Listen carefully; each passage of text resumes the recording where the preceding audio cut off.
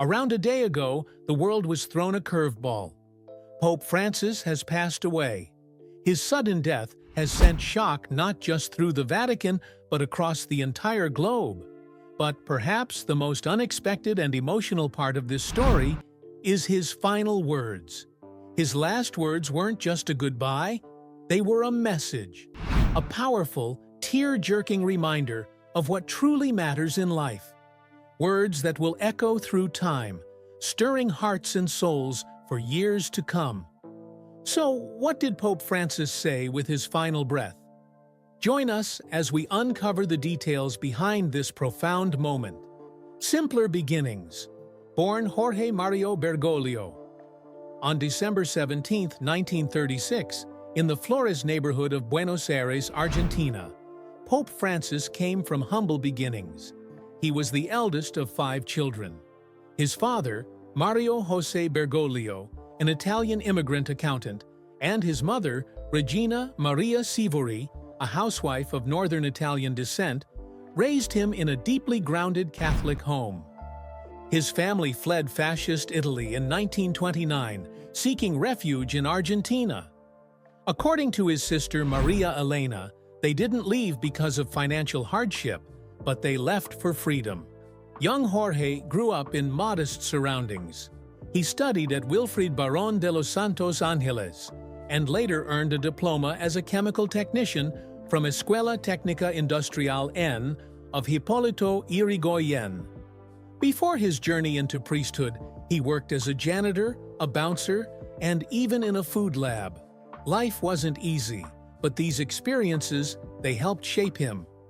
At age 21, after surviving life-threatening pneumonia and undergoing lung surgery, something shifted in him. While on his way to celebrate Spring Day, he passed by a church for confession. That spontaneous moment would forever change his life. He entered the seminary and not long after joined the Society of Jesus, the Jesuits, on March 11, 1958. Even then, he admitted to once falling for a girl and briefly questioning his path. But he stayed the course. He earned a licentiate in philosophy, taught literature and psychology, and spent years shaping young minds before rising through the ranks of the Church. Pope Francis became more than just the 266th Pope. He became a symbol, a Pope who rode buses, washed the feet of prisoners, and constantly reminded the world of compassion, service, and love. Pope Francis as Archbishop. Before he ever wore the papal white, Jorge Mario Bergoglio was a man devoted to simplicity, scholarship, and silent service. In 1967, he began his theological studies at the Facultades de Filosofía y Teología de San Miguel, a defining period that would pave his way to priesthood. Just 2 years later, on December 13, 1969, he was ordained by Archbishop Ramón José Castellano. From there, his spiritual path deepened.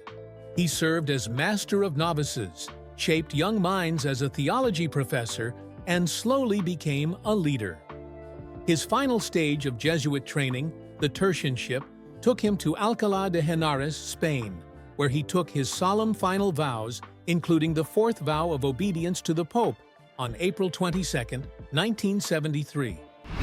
Months later, he became provincial superior of the Jesuits in Argentina. It was a role that would define his early leadership style, deeply pastoral, hands-on, and rooted in popular spirituality.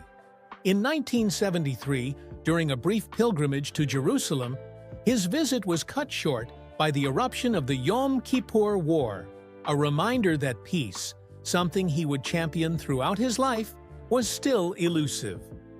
After finishing his term as provincial, Bergoglio became rector of the very faculty where he studied. Before taking up the role, he even traveled to Dublin, Ireland, in 1980 to improve his English, showing his dedication to broadening his reach. But not all was smooth. In 1986, a shift within the Jesuit order saw him replaced. His preference for direct pastoral work clashing with the growing emphasis on social justice within the global Jesuit community. He went to Germany considered a dissertation on the work of theologian Romano Guardini, but returned early to Argentina, where he served humbly as a confessor and spiritual guide in Córdoba. His time with the Jesuits became strained. Differences in theology, leadership style, and his rising profile caused tensions. By 1992, he was asked not to live in Jesuit residences. Though he remained a Jesuit in spirit and vow, Bergoglio had become estranged from the order he once led, a wound that would only begin to heal after his election as Pope. That same year, however, marked a major turning point. In 1992, he was appointed Auxiliary Bishop of Buenos Aires. On June 27th, he was consecrated and chose the episcopal motto Miserando atque eligendo, because he saw him through the eyes of mercy and chose him.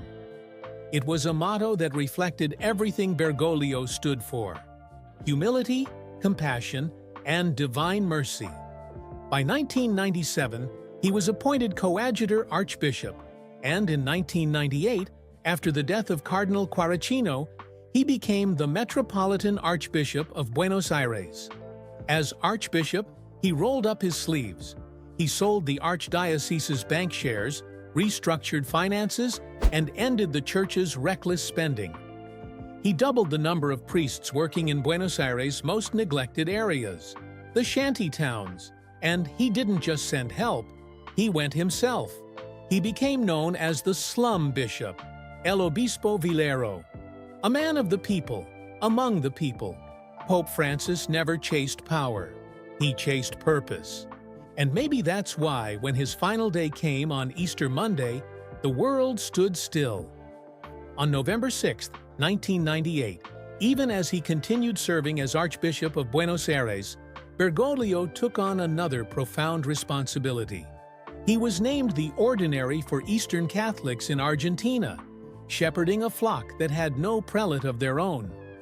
He embraced the diversity of rites with deep reverence, and his care for the Ukrainian Greek Catholic Church did not go unnoticed. Major Archbishop Sviatoslav Shevchuk later shared that Bergoglio truly understood their liturgy, spirituality, and soul, and that he always took care of our church in Argentina. But it wasn't just within church walls that Bergoglio made his mark. In the year 2000, when many still tiptoed around the ghosts of Argentina's past, Bergoglio did something extraordinary. He reached out to Geronimo Podesta, a former bishop exiled from the priesthood for standing against a brutal dictatorship. Bergoglio not only reconciled with him, he defended Podesta's wife against criticism from Rome, choosing compassion over protocol. And it didn't stop there. That same year, he openly called on the Argentine Catholic Church to wear garments of public penance, an act of humility for its silence during the infamous Dirty War. While others looked away, Bergoglio looked inward, acknowledging the Church's failure to protect the innocent. He wasn't afraid to go where others wouldn't. Every Holy Thursday, instead of grand cathedrals, he knelt in prisons, hospitals, slums, and retirement homes, washing the feet of the forgotten, just as Christ once did. In 2001, Bergoglio was elevated to the cardinalate, a moment that could have distanced him from the people. But he remained Archbishop of Buenos Aires, walking the same streets, taking the same buses, and riding the same subway. A cardinal without a driver, a man of God without pretense. When Pope Benedict XVI introduced new rules for the old pre-Vatican II Latin Mass in 2007, Bergoglio responded not with resistance, but with openness. He established a weekly Mass in the extraordinary form, a gesture that brought tradition and modernity into quiet harmony. By 2005, the respect he commanded among his peers was unmistakable. Bergoglio was elected president of the Argentine Episcopal Conference, not once, but twice. He remained a central figure, overseeing the nation's pontifical university and helping preserve sacred shrines. But his greatest leadership moment during that period came when he issued a collective apology on behalf of Argentina's Catholic bishops, again acknowledging the Church's role during the dictatorship. Not defensiveness, just honesty, just truth. When he turned 75 in December 2011, canon law required him to submit his resignation to Pope Benedict XVI. And he did, humbly as always. But there was no immediate replacement. He continued to serve, waiting, praying, and quietly preparing for a future he could not yet see. Allegations against Pope Francis. No man walks through fire unscathed, not even Jorge Mario Bergoglio. During Argentina's darkest decade, known as the Dirty War, Bergoglio found himself at the center of one of the most haunting allegations ever faced by a member of the clergy. In 1976, two Jesuit priests, Orlando Yorio and Franz Jalitsch, were kidnapped by the Argentine Navy. Their offense was ministering among the poor, a mission carried out without the approval of the military regime. At the time, Bergoglio was the Jesuit provincial superior. He had tried, carefully and cautiously, to dissuade the priests from continuing their work, fearing it would place them in danger. But when they were taken, the questions began. What had Bergoglio known? What had he done to help? Decades later, in 2005, as Argentina continued to reckon with its troubled past, a human rights lawyer filed a criminal complaint against Bergoglio. The charge was that he had failed to protect the priests and, perhaps by omission, had delivered them into the hands of death squads. The case was dismissed, but the whispers continued. Yorio, before his death, claimed he felt abandoned. He believed Bergoglio had not fought for them. However, Franz Jalitsch later offered a different account. In a public statement, he made it clear, "It is wrong to assert that our capture took place at the initiative of Father Bergoglio." He explained that the military had been misled by a former lay associate, who, under interrogation, had named Yorio and Jalitsch, not because of Bergoglio's actions. Yet, behind closed doors, a more complex story was unfolding. According to El Jesuita, Bergoglio's authorized biography, he had been working in secret to free the priests. He appealed directly to the dictator Jorge Rafael Videla, pleading and negotiating on their behalf. Some believe these efforts helped save their lives, and perhaps not only theirs. Other accounts suggest that Bergoglio went even further. He reportedly sheltered those being hunted by the regime, smuggled people to safety, and once gave his own identity papers to a fugitive who resembled him. But he never spoke publicly about any of it. Why the silence? Some say it was the Jesuit in him, obedient, humble, committed to suffering in silence. Others believe it was fear, or perhaps the overwhelming weight of responsibility. Alicia Oliveira, a former Argentine judge and friend, described him as deeply troubled during those years. She recalled urging him to speak out, and his response, "I can't. It's not that easy." Was it cowardice or caution? Even Adolfo Pérez Esquivel, the Nobel Peace Prize laureate and longtime critic of the dictatorship, offered a view. Perhaps he didn't have the courage of other priests, he said, but he never collaborated with the dictatorship. Graciela Fernandez Mejide of the Permanent Assembly for Human Rights confirmed there was never any evidence linking Bergoglio to wrongdoing. His name never surfaced in testimonies, archives, or in the findings of the National Commission on the Disappearance of Persons, CONADEP. Ricardo Lorenzetti, president of Argentina's Supreme Court, later declared him completely innocent. And when a grainy photo circulated of a priest offering communion to dictator Videla, falsely claimed to be Bergoglio, it was quickly debunked. The priest in the photo was someone else. Still, questions linger, as they often do with those who rise to lead. Francis as Pope. When Jorge Mario Bergoglio was elected Pope, people in Argentina had mixed feelings. Most of the country celebrated, but some did not. A pro-government newspaper called Pagina/12 brought up old accusations from the Dirty War, and the head of the National Library even suggested there was a global conspiracy behind his election. Argentina's president, Cristina Fernández de Kirchner, took over an hour to congratulate him. Even then, she only mentioned it briefly in a normal speech. But as the Pope's popularity grew, things started to change. Many people in Argentina were happy and proud, and this pushed the president to change her attitude. A political analyst, Claudio Fantini, called it a Copernican shift, meaning a complete change in position. The day before Pope Francis's official ceremony, he met privately with President Kirchner. They had lunch and exchanged gifts.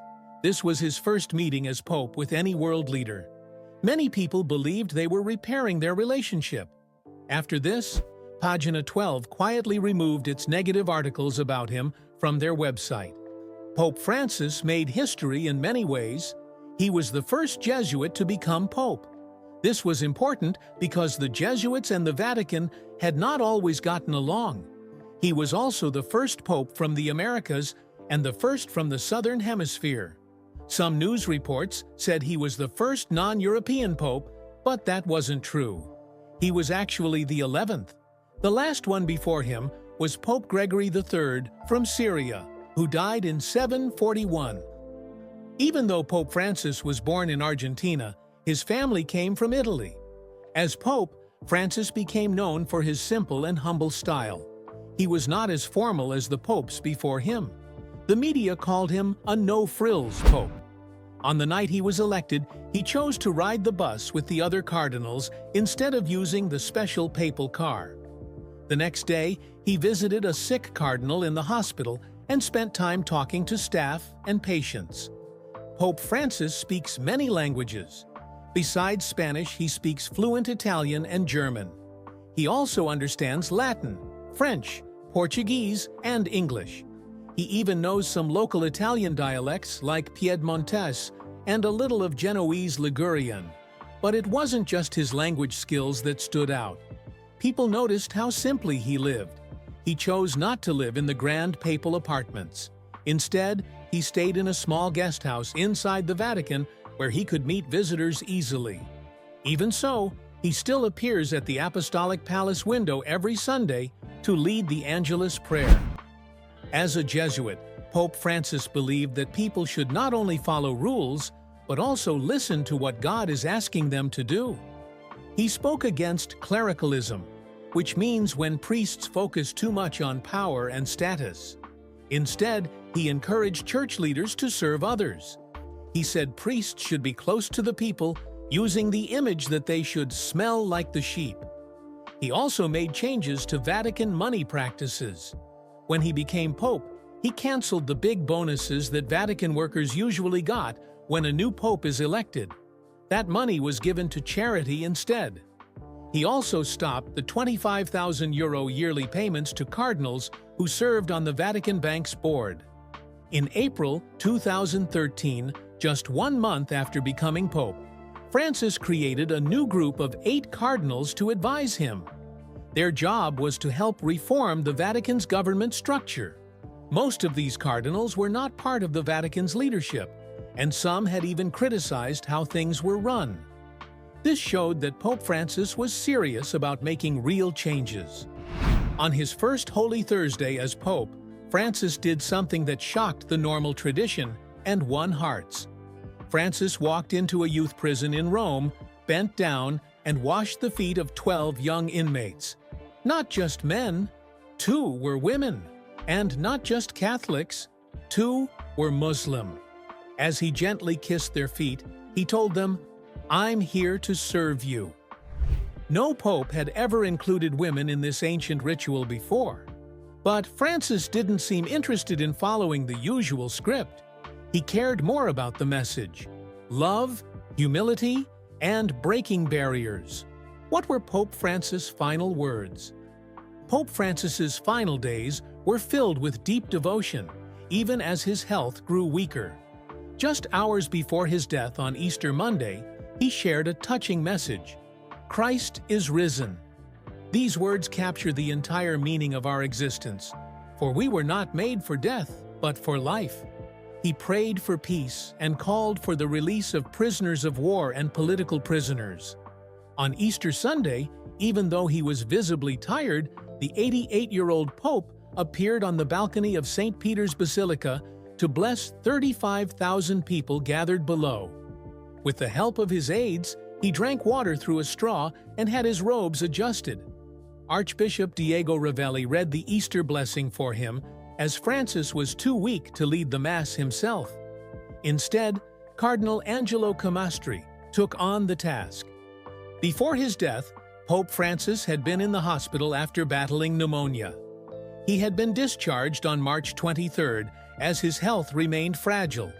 But despite his condition, he made one last public appearance, offering words of faith and peace to the world. Cardinal Kevin Farrell, the Camerlengo of the Apostolic Chamber, announced Pope Francis' passing at 7:35 a.m. He spoke with sadness about the Pope's life dedicated to serving the Church and caring for the poor.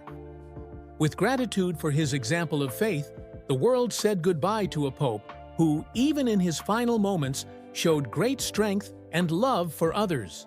What other health problems has Pope Francis faced? Before his eventual death, Pope Francis had dealt with a series of grueling health challenges, from lung and respiratory health challenges to falls and even knee and back pains. At the age of 21, he was diagnosed with pleurisy, an inflammation of the lung lining, which led to the removal of part of his lung. Over the years, his health continued to be a concern, with respiratory issues and lung problems being recurring themes. By the beginning of 2023, he had been struggling with recurring bouts of influenza and lung inflammation, which worsened by late November, forcing him to cancel his trip to the COP28 climate meeting in Dubai. In addition to respiratory issues, Pope Francis experienced falls that affected his health. In December 2024, he fell at his residence and suffered a bruised chin, and just a month later, in January 2025, another fall led to an injured arm. These falls were added to his long history of health struggles. In 2021, Pope Francis underwent a significant surgery to remove 33 centimeters, about 13 inches of his colon, due to a painful condition called diverticulitis. Despite the surgery, the condition returned in 2023. Additionally, in June 2023, he underwent surgery to repair an abdominal hernia that had caused painful intestinal blockages. For years, the Pope has also struggled with sciatica, a nerve condition that causes severe back, hip, and leg pain. On top of that, he developed a knee problem, which led him to seek therapies like laser and magnet treatments to manage the pain. Due to these ongoing health issues, the Pope has been relying more on a wheelchair and cane to move around. His death prompted a global outpouring of tributes from political and religious leaders, acknowledging his advocacy for the marginalized, migrants, LGBTQ+ individuals, and his environmental concerns. Countries with large Catholic populations, like Brazil and the Philippines, declared national mourning periods. The Vatican is considering moving his body to St. Peter's Basilica by Wednesday for public viewing. Leaders from diverse religious backgrounds, including the Dalai Lama and Chief Rabbi Goldschmidt, extolled his bridge-building role. The Church now enters a period of official mourning known as Novendiali, and preparations are underway for his funeral rites and the conclave to elect a new pope. Pope Francis' message on peace. Pope Francis will always be remembered as a Pope of peace. He spent his life working for peace and encouraging people to talk and find ways to end conflicts. Even in his final days, his message was clear. He wanted world leaders to stop fighting and work together for peace. In his last public appearance during the Easter Urbi et Orbi blessing, just the day before he passed away, Pope Francis shared a message of peace. Although he was weak and needed someone else to read the words for him, his message was strong and reached people all over the world. It was a reminder of how consistently he called for peace throughout his papacy. From the beginning of his time as Pope, he led the Catholic Church in promoting peace. He used his words and actions to call for an end to violence and for people to come together in dialogue. He was known as the Pope of the Peripheries because he always remembered those suffering in war and conflict, especially in places most people didn't pay attention to. One of the most touching moments of his papacy came in April 2019, when he met with the leaders of South Sudan at the Vatican. In a powerful act of humility, Pope Francis knelt and kissed their feet, asking them to stop fighting and find peace. This simple act showed his deep desire for reconciliation. In February 2023, Pope Francis visited South Sudan and spoke to the people who had suffered from the war. He urged the leaders to think about their legacy and warned them that future generations would either remember them for peace or forget them for continuing the violence. Pope Francis also spoke strongly against nuclear weapons. In November 2019, during a visit to Hiroshima and Nagasaki, the places where atomic bombs were dropped, he condemned the use of nuclear weapons and called it immoral. He urged the world to learn from the past and never repeat the horrors of war. Pope Francis consistently sought to address the roots of destruction, urging those in positions of power to take responsibility. His advocacy for denuclearization was essential in this. He frequently denounced the arms trade, condemning those who profit from war. On 24 September 2015, while addressing the United States Congress, he posed a haunting question. Why are deadly weapons being sold to those who plan to inflict untold suffering on individuals and society? Sadly, the answer, as we all know, is simply for money. Money that is drenched in blood, often innocent blood. He described the investment in weapons as madness and decried the debt linked to the black market of arms. As the world entered 2025, his message remained urgent. Stop colonizing people with weapons. Pope Francis's apostolic journeys were often dedicated to promoting peace. In March 2021, he made history as the first pope to visit Iraq.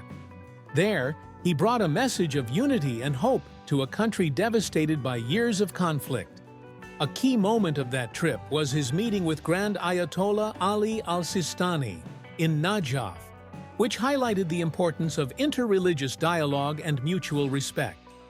Pope Francis famously stated, "Peace does not demand winners or losers, but brothers and sisters who, despite misunderstandings and past wounds, choose the path of dialogue." In September 2024, Pope Francis visited East Timor, a young nation that had fought long and hard for independence.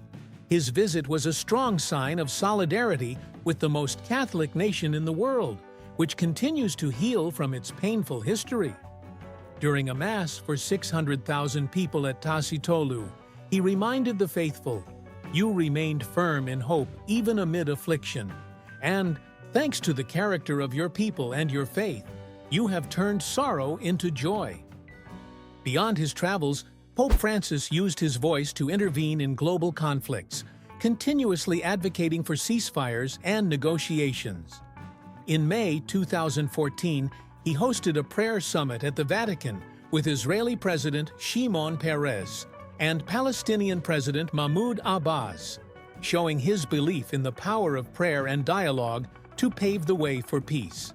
As violence escalated in the Middle East, Pope Francis made an impassioned plea for a ceasefire in Gaza, the release of Israeli hostages, and humanitarian access for those in need across the region. In October 2024, after a year of Israeli offensive in Gaza, Israeli Prime Minister Ehud Olmert and former Palestinian Minister for Foreign Affairs Nasser al-Kidwa presented Pope Francis with their peace proposal for the devastating conflict between their nations. The Pope's closeness to those who suffer and his unwavering advocacy for an end to global violence were central to his mission. Even during personal challenges, such as his hospitalization for bilateral pneumonia, Pope Francis remained deeply committed to peace. In his final weeks, he made the effort to video chat with the Holy Family Parish in Gaza, with whom he had been in constant contact throughout the Israeli offensive, showing his concern and solidarity with the suffering people there. In this holy year dedicated to hope, Pope Francis' messages, his closeness to those in need, and his relentless care for peace form a legacy that will resonate for generations. His work was not just a plea for the absence of war, but a call for the presence of justice, dialogue, and fraternity. A vision of a world that is inclusive, where the needs of the poor are never forgotten, and where fairness and compassion shape the future of both the Church and humanity. What do you think about Pope Francis, and how will you remember the Pope? Share your thoughts with us in the comments section below. If you enjoyed the video, like, share, and subscribe to our channel. Also, click the following video on your screen, and you will enjoy it.